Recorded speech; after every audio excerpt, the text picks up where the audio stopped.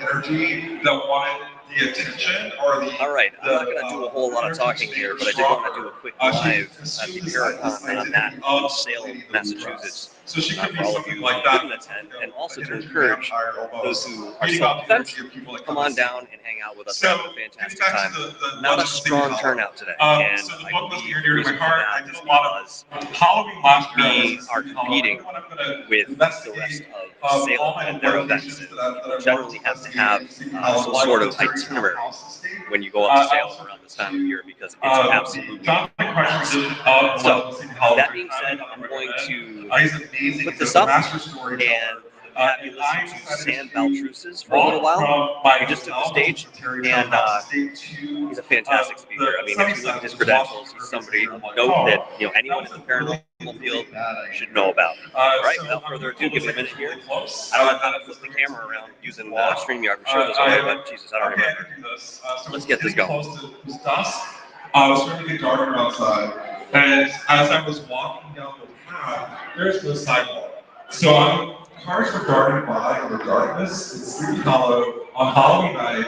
I'm dodging cars. I am jumping into the woods. I managed to finally make it to what was the employee's entrance, and I crawl in, and I start seeing what looks like men and women in clothes. Zoom up here, sorry. Figures walking around the woods.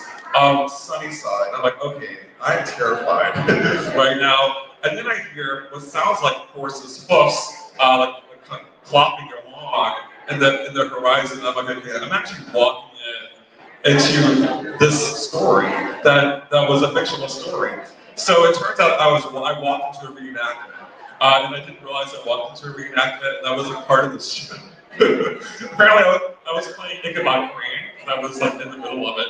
I didn't make it to the ticket counter. I'm like, okay, I was just mortified by people dressed in clothes. Like, oh, those are the actors playing their parts. So I ended up going to the show. It was amazing. So I was unfortunately part of the show, the terrified guy in the audience there. So they had a lot of fun with me after that. They had scared me with puppets, but that's a long story. That's another lecture. So also too, part of the story for writing Ghosts of Sleepy Hollow, I went to all the locations, and people ask me when I write my books. I write history books with ghost stories, so it's important to me to go to locations. I don't investigate every location. I have two people that I do investigate with a lot. Danny and Lauren Perez, the radicals. Hey, Lauren, thank you for sitting on my office. I feel like I'm talking to I don't know, this big room here. But anyway, so Danny and Lauren have gone on my investigation, so I do investigate. But what I do when I write my books, my goal is to tell the story and tell the story correctly. And I do that when I write my books in Salem or I'm writing a book in the American Revolution. And I did that with Ghosts of Sleepy Hollow. And a lot of the stuff that is true is like, when it comes to Sleepy Hollow, there's a lot of fiction that's being presented as facts. And you see that in Salem as well. There's a lot of, especially when I started giving tours in Salem, there was a lot of misinformation. In fact, I gave a tour called Facts, this information tour, misconceptions tour. What is the name of my tour? That I gave in Salem, which is going through the myths and misconceptions associated with the Salem witch trials. So there's one story that was a legend, the legend of the Bronze Lady. So my friend April Doucette, who was a psychic medium, she and I decided to check out this statue in the middle of Sleepy Hollow Cemetery. April is from Jersey. She was like, "Sam, we gotta go to the Bronze Lady." I'm like, "Okay, April, let's go." So the cemetery is huge. If you've ever been to Sleepy Hollow Cemetery, you can get lost in the cemetery. There's a recreation of the Headless Horseman Bridge, and it's right by the Old Dutch Church. So April decides to drive in the middle of the cemetery, which I've never done before, driving in the cemetery. So she's driving like a bat out of hell in the middle of the cemetery. I'm like, April, slow down, please. And she's like, oh, come on. So we're looking for the Bronze Lady. It was really hard to find, but when we pulled up to her, she was like, Sam, it's over there. And she pointed to it. And the statue is this woman who looks really sad, overlooking a mausoleum. And so the mausoleum is, the General Samuel Thomas was buried there in 1903. And the woman that statue looking at the mausoleum is the Bronze Lady. The story with the Bronze Lady is that she was, the Bronze Lady was created by Ann Thomas. Ann Thomas was, so guys, I have rheumatoid arthritis, my hands are getting really sore holding this microphone. Do we have like a microphone holder? Sorry about that, I didn't realize this was going to hurt. Anyways, Ann Thomas was, she commissioned the statue. And so the statue was created in her likeness.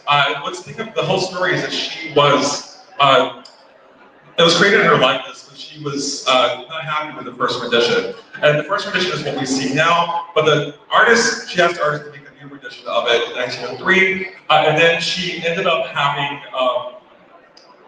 the artist to do the face on the Bronze Lady. Now the whole story is that she liked the second one, it made her happy, but the artist smashed it, dropped it on the ground, so it was destroyed. So what we see, the actual statue is the Bronze Lady. She is actually what the artist originally created. So the bronze, I can switch hands, it's better.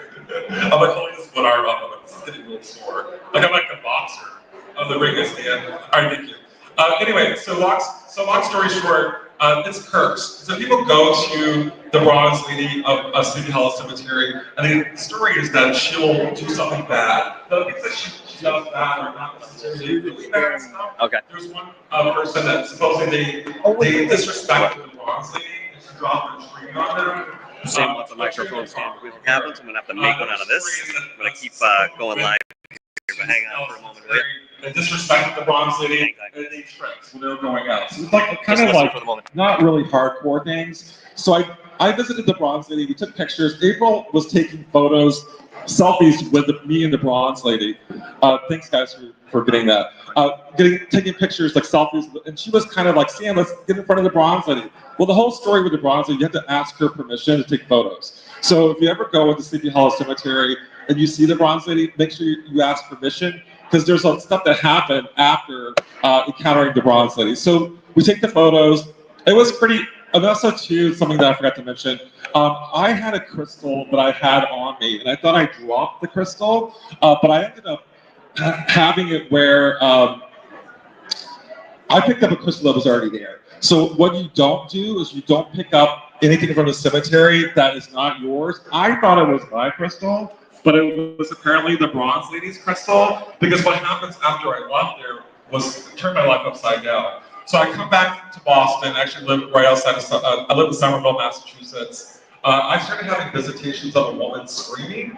I had what sounded like a woman crying, and that's part of the story with the Bronze Lady. She cries, she's really, you'll see like tears running down her face, the statue of the Bronze Lady. So I ended up having about a month long, like I would say visitations of what I thought was a female spirit, but it turns out I think it may have been the Bronze Lady. And so exactly a month after the Bronze Lady episode, I ended up having a fire that nearly destroyed not my apartment, but the one above mine. So I personally feel like that the Bronze Lady may have,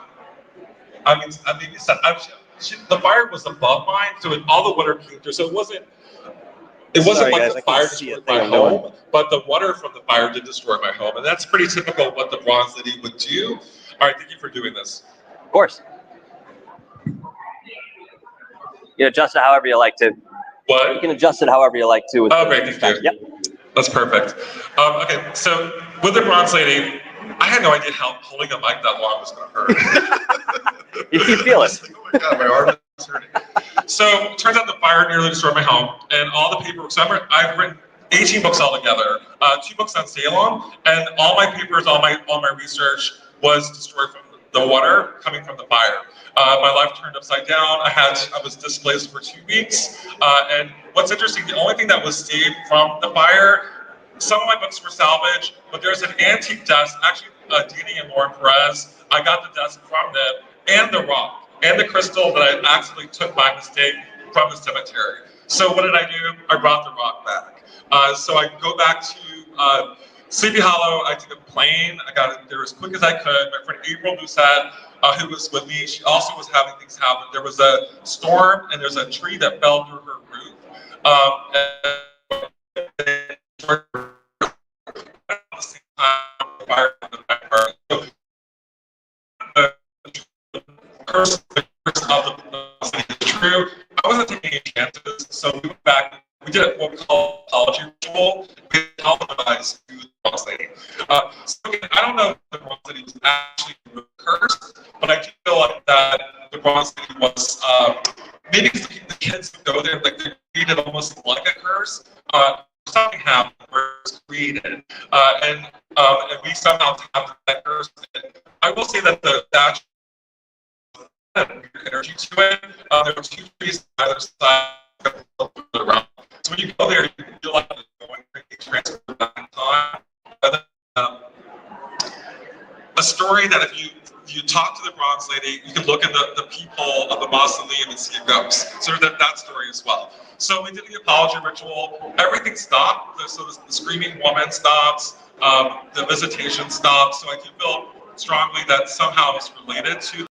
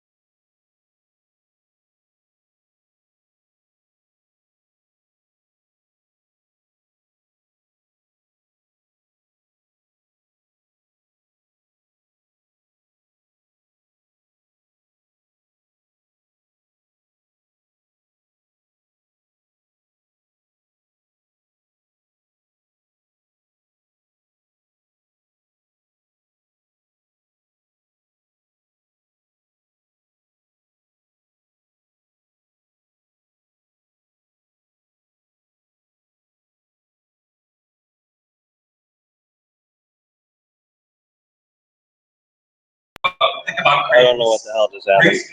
Sorry. And it's really kind of cool because it looks like the treasure maps that we did when we were kids. It looks like one of those. And what's also cool about the map is they're real live locations that were talked about in the Legend of Sleepy Hollow. So that part's really cool as well. So Ghost of Sleepy Hollow was a labor of love, but I also want to talk about sort of the differences to Salem. So a lot of what the book is about, because I have so much experience in Salem, Massachusetts, I did a lot of contrast. I don't know. I think my phone turned off or something, which is odd because usually when there's a video stream or something like that happening, I don't have to worry about it. I'm going to keep going with Sam, and we'll end off in about 6 minutes. But we're having a fantastic time down here. Anybody who wants to come down, come join us. There's plenty of room. Hop in with us. Felt like I was going back in time. Not to say that it doesn't feel like that now. I just feel like that you can't walk down Essex Street. Like you have to literally bump, kind of go through people. When I gave tours in October, every year they got more and more. I would have 50 to 75 people on my tours. It was crazy. Like imagine trying to navigate 50 people on your ghost tour down Essex Street in the middle of October. It was a nightmare. So I did what was called the back alley tour. So I would like literally take all the back alleys through Salem. I still got the tour done, but I stopped giving tours during COVID. Well, A, because I had to wear a mask while giving a tour now was kind of painful, but also it was just too hard to navigate. Like Salem has gotten way too popular, I'm really grateful for that because really Ghost of Salem is my bestseller and it continues to be my bestseller. I have another book on Salem called Wicked Salem, which I go more into the history of Salem. I would say Ghost of Salem is more of a guidebook, a paranormal guidebook as far as haunted locations in Salem. And it's really comprehensive. But it was written 13 years ago, so there's some things that need to be updated. So I did announce on social media that I was going to make a huge announcement today in regards to my next project. And the huge announcement is that I just signed a contract for my third book on Salem. So, yay! Hey! Thank you. And it's tentatively on Salem Village, and I do want to go into the history, because that's what I do. But also, I'm going to talk a lot about what's called spectral evidence. Spectral evidence was used to accuse and execute 20 innocent people of witchcraft in 1692. We're going comprehensive list of all the uses of spectral evidence by the afflicted girls. And if you don't know the afflicted girls, they were the girls that were accused innocent people of witchcraft in 1692. I'm related to Ann Putnam Jr. Distantly. So she's a distant cousin. So she was one of the afflicted girls, and that was something that really broke my heart when I found that out, because she's one of many Putnams that we're related to, but this one specifically, I think, was kind of like the puppet. Her father was kind of the one in control. And when I would give my tours in Salem, I would say over and over again, I felt like the Putnams were the bad guys in the Salem witch trials. In addition to the magistrates, some of them were worse than others, like George Burroughs, I feel like was a lot more, I think, more evil than the other magistrates. Hathorne was also a magistrate or a judge. Jonathan Corwin, to me, was not as vicious as some of the other magistrates that I just named. So everyone talks about Cotton Mather, and really Cotton Mather was more of a consultant in Salem. He wasn't necessarily, he wasn't as big of a participant, but he did set the precedent in Boston because he was responsible for writing the book that was used to identify and execute innocent people for witchcraft. But he also was the one that fueled the flames. So my distant cousin in Putnam, they probably got the idea because there was a case similar in Boston involving Goody Glover. So there was an Irish woman that was accused of witchcraft about 4 years before the Salem witch trials in 1692, and she was brought and hanged in the Boston Common. So I feel like that whole case, and it was really similar to what happened in Salem, but I think that was set the precedent for what happened in 1692, where the 20 innocent people were accused and executed. So yes, Salem is a lot more walkable than Sleepy Hollow. So if you walk down to Essex, well, I say walkable, but during the off season, not in October, because like right now you're not going to walk anywhere. You're going to be like this moving around. But it's more pedestrian friendly because, as I found out the hard way, you can't walk in Sleepy Hollow. You have to drive from one location to the next, and it was kind of difficult for me to be able to navigate that without taking Uber rides everywhere, which I did. I took an Uber and I didn't drive from location to location. And then when it comes to Sleepy Hollow, I feel like that it's because it's not as commercialized. It's actually, to me, more authentic Halloween. So when I go there, I feel like that I am being transported back in time. So when I was walking and almost hit by a car while I was walking down the street, down the pathway, I felt like I was a kid again. I felt like that, even though it was scary and dangerous, I felt that same sensation one feels when you have, like an encounter with, like when you were a child, genuinely terrified. I felt it, but it wasn't like what I deal with in Salem, which in my opinion is a lot darker when it comes to the energies that I encounter in Salem. So more authentic Halloween and Sleepy Hollow, less commercialized. There's fewer shops who won't spend as much money in Sleepy Hollow, but there's a lot to do. I would recommend going to Washington Irving's later in life home, which is called Sunnyside, right by the Hudson River. You can actually watch Jonathan Kruk, who I talked about before. I do interview him in the book. he's a master storyteller, and he does do the Legend of Sleepy Hollow and recreates the Legend of Sleepy Hollow. I recommend going to the Sleepy Hollow Cemetery. They don't allow you to go at nighttime, but they do some nighttime tours. I recommend going at nighttime, going to the locations. Lyndhurst Mansion is something location I recommend going to. And there's also the Armour Steiner house. It's like an octagon house, and I recommend going there as well. I went on Halloween before I went to the Jonathan Kruk, and it was actually pretty amazing. They do a ghost tour in October. The difference between Salem and Sleepy Hollow, another big difference is their parade in Salem is at the very beginning of the month. The parade in Sleepy Hollow is at the very end of the month. And I will actually be at the parade. It's going to be on, I'm going to be at the Tarrytown Warner Library on the Saturday, the last weekend of October, in Sleepy Hollow or Tarrytown. And then I'm going to be at the Nyack Library on the Tuesday after, Wednesday after. So there's a lot more happening toward the very end of the month at Sleepy Hollow, so it's not a month-long celebration like it is here in Salem.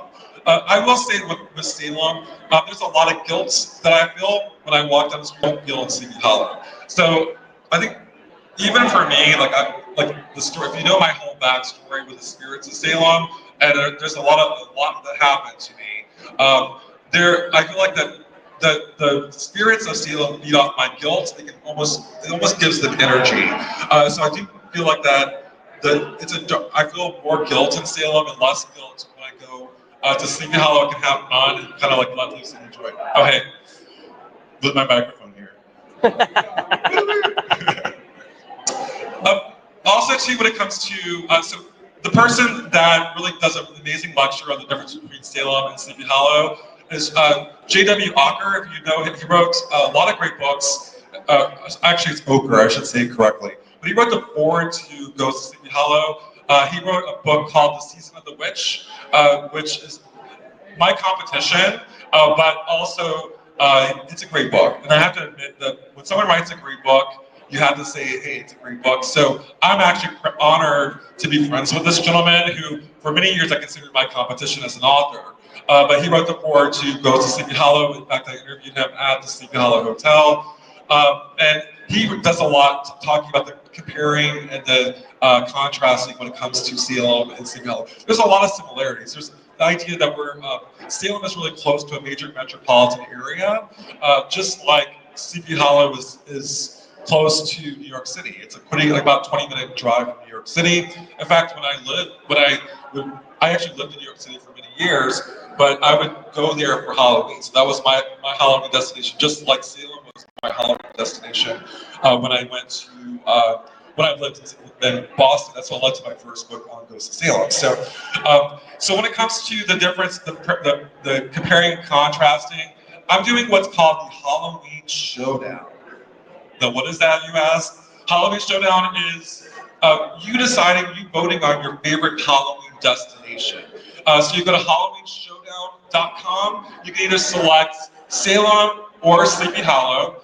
We are going to introduce more locations next year with the Halloween Showdown. So we're probably announce it here since there's only 3 people listening. So it's not a big deal, right? So New Orleans is one of the locations that we're going to feature next year. We're doing Savannah.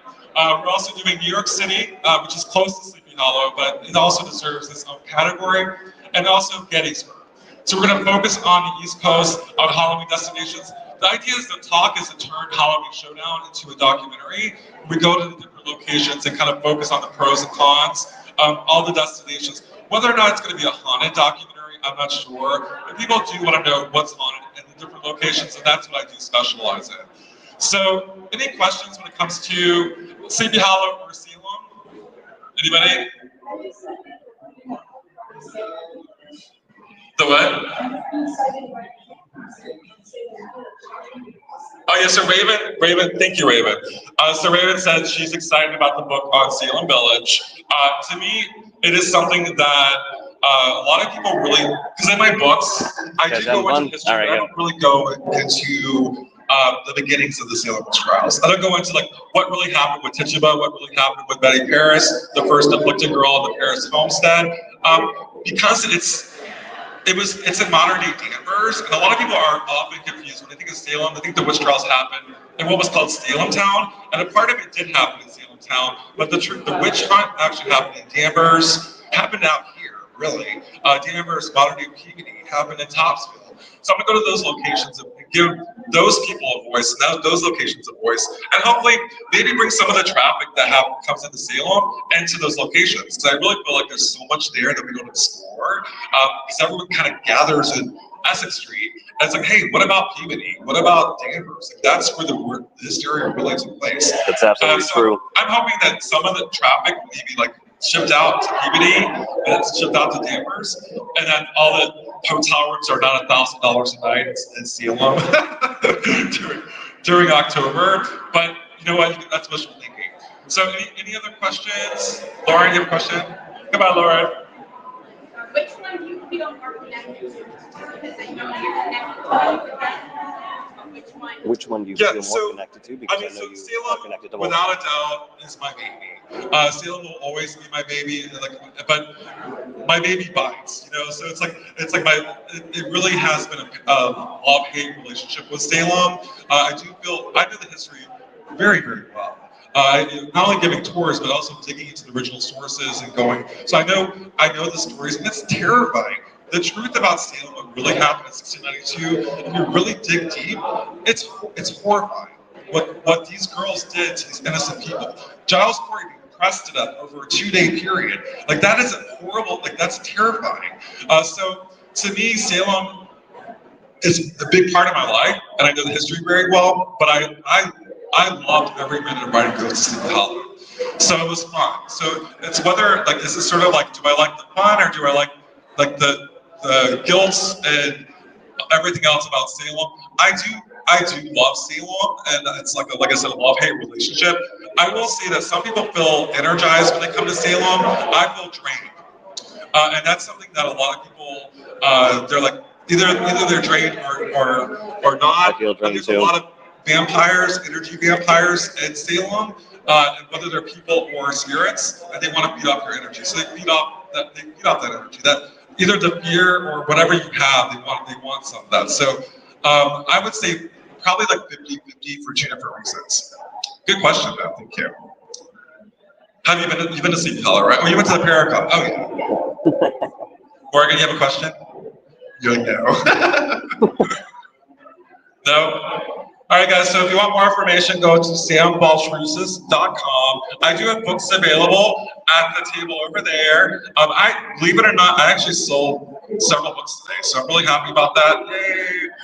And then also, the copies that I have of my Ghost of Sleepy Hollow, I have sold probably about 2,000 books. I've sold a lot of books on Sleepy Hollow, so I only have like 5 left. So they're available. I want to mention this. Candles that were handmade by Rachel King, who's the candle witch, for this event. They're available here as well. So stop by my table and get a book and a candle. Thank you, guys. Cheers. Y'all are coming up on stage with me.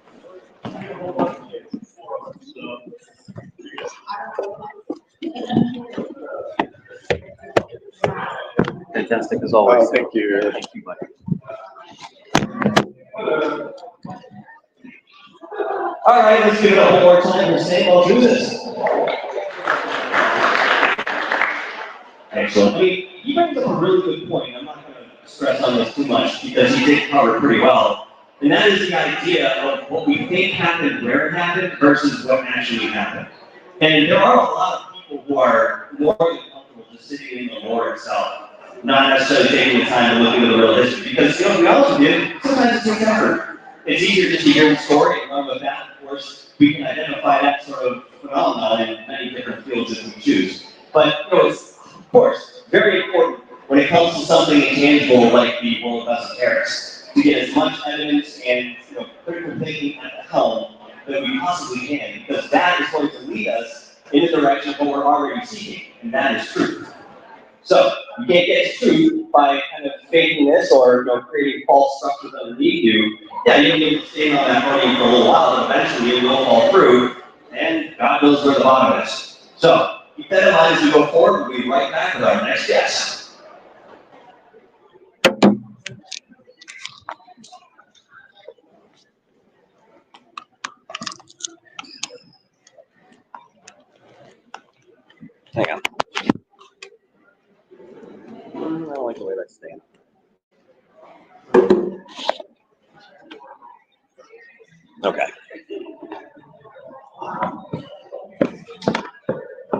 you guys are having fun.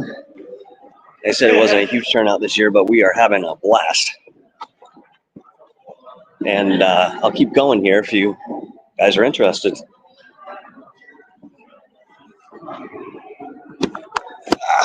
How we doing? Yeah, he's a good speaker. Really good speaker.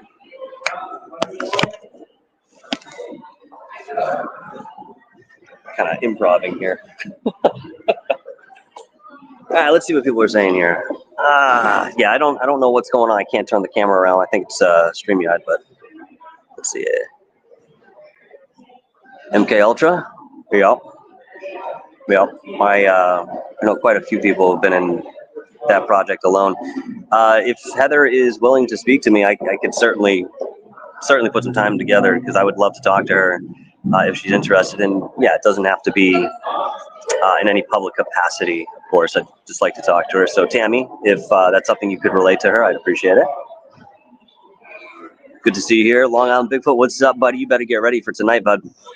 Better go practice because Rich and I are taking that game by storm, pal. What's up, Mr. Catfish, Larky Dairy? Good to see you guys. I know I haven't done a live in a little while, but I've been incredibly busy and kept, putting things together. Haven't had a chance to actually do this, but some of the guests that are here today, Kenneth Drake, Shannon, Michelle Collins, obviously Sam Beltrusis, the Radicals, Danny and Lauren, good friends of mine. I'm going to have these guys on the show very soon. We're going to be doing lives again, like we've always done. Starting next week is what I'd like to do. I think I might have Kenneth Drake on first, but I'll see how that goes. But yes, we're going to have a whole lineup going in through the holiday season here. We're going to stay on top of that. The Fringe, what's going on? So for the moment, we're just kind of in between speakers. And to be honest with you, I'm not going to film the whole thing here because I had to use the camera stand for a makeshift microphone stand, and I'm going to leave that up there for the following guests in case they need it. So with that being said, thank you all for joining us today here. Again, if you're inclined, come on down to the Salem State University. The address is in the description. We'll be here until about 5:30, I think it is, something like that. Vendors start breaking down around 5:36, something like this. And I know they have something else going on, some restaurant. I don't know about that. I don't think I'm going to attend. I did not, get any real detail on that. But regardless, we are still here now. So come on down and check this out. We got a lot of great vendors and come meet some of the speakers. All right. Ciao.